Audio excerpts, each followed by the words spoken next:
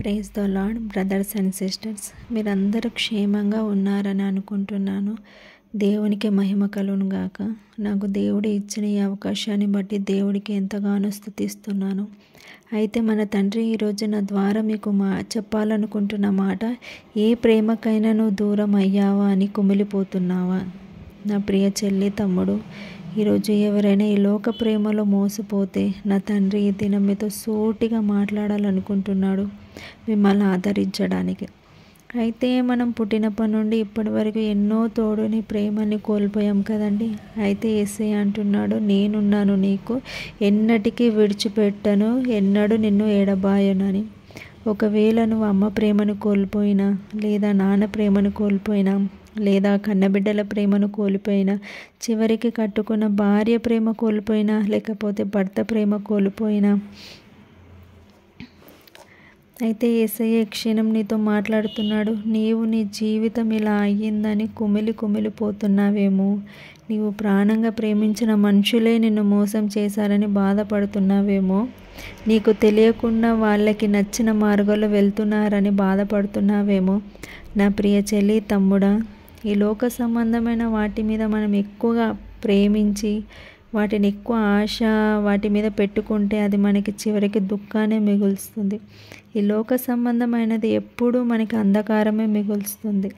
గతించిపోయే లోకం మీద ఎక్కువ ప్రేమను పెంచుకోవడం మనదే తప్పు. అయితే 1 యోహాను 2 ఇలా ఉంటుంది, కానీ లోకము దాని ఆశలు గతించిపోనని. నిజమే కదండి, లోకంలో ఉన్నాయని ఎప్పటికైనా గతించిపోతాయి. వాటి మీద ఆశ పెట్టుకోవడం, ప్రేమని పెంచుకోవడం, లోకంలో ఉన్న మనుషుల మీద ఆధారపడడం మనదే తప్పు. అయితే ఇప్పటికైనా నీ జీవితం ఇలా అయిపోయిందని బాధపడడం మానేసి యేసయ్యను ఆశ్రయించాలండి.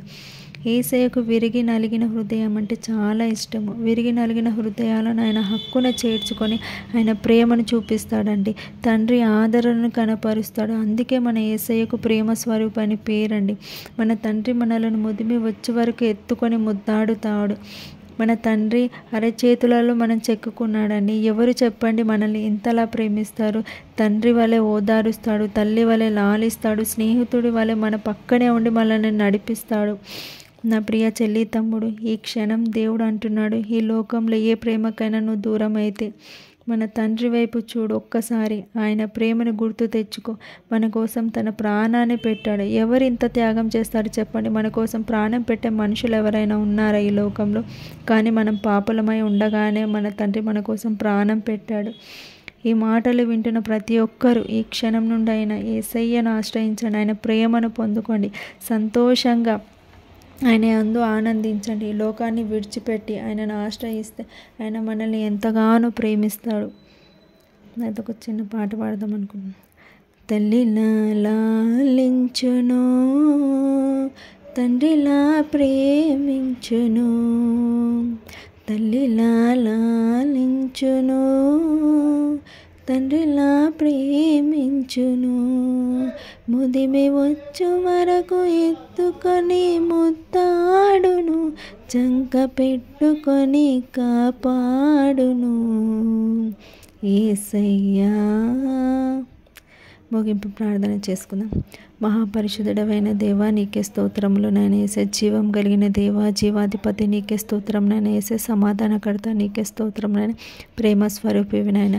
నాయన మేము ఇప్పుడు ప్రార్థన చేస్తున్నాం తండ్రి దేవ యేసయ్య.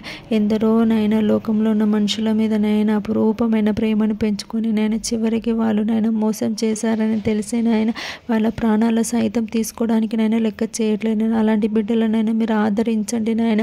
వాళ్ళ మనసులు మార్చండి నాయన. వారు మీ వైపు తిరిగి నాయన వాళ్ళ బ్రతుకులను మార్చుకొనుటకు కృప చూపండి దేవా, నీకే స్తోత్రం నాయన. ఎవరెవరైతే నాయన ఈ లోకంలో ఉన్న వాళ్ళ ప్రేమను కోల్పోయిన డిప్రెషన్కి వెళ్ళిపోయిన జీవితాలను నాశనం చేసుకుంటున్నారో దేవా యేసే, ఈ క్షణమే వాళ్ళని ముట్టండి నాయన. వాళ్ళని నాయన యేసే ఆదరించండి నాయన.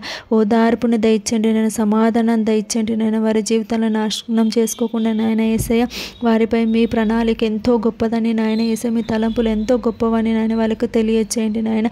వారు మారు మనసు పొంది నాయన యేసే ఇకనైనా మీ వైపు తిరిగి మీ ప్రేమను అందుకొనుటకు, మీ కృపను అందుకొనుటకు కృప చూపండి నాయన యేసే. వాళ్ళ బ్రతుకులు మార్చుకొని నాయన యేసే, వాళ్ళ జీవితాలను నాయన మీ అందు ఫలింపు ఫలించుకొనుటకు కృప చూపండి నాయన. నీకే స్తోత్రం నేను ఏసే పరిశుద్ధుడు. నేను ఈ వాక్యం విన్న ప్రతి ఒక్కరు నాయన హృదయాలు నాయన మీరు కదిలించండి నేను, వాళ్ళ జీవితాలను మార్చండి నాయన ఏసయ్య. వారు మారు మనసు పొంది దేవ ఏసే లోకం వైపు తిరగకుండా నేను ఏసే నిజమైన రక్షకుడు మీరని, నిజమైన ప్రేమ మీ దగ్గర దొరుకుతుందని ఏసయ్య మీ పాదాల చెంత వచ్చి నాయన ఏసే మీ ప్రేమను పొందుకునే కృప వాళ్ళకు దయచేయండి నాయన ఏసయ్య.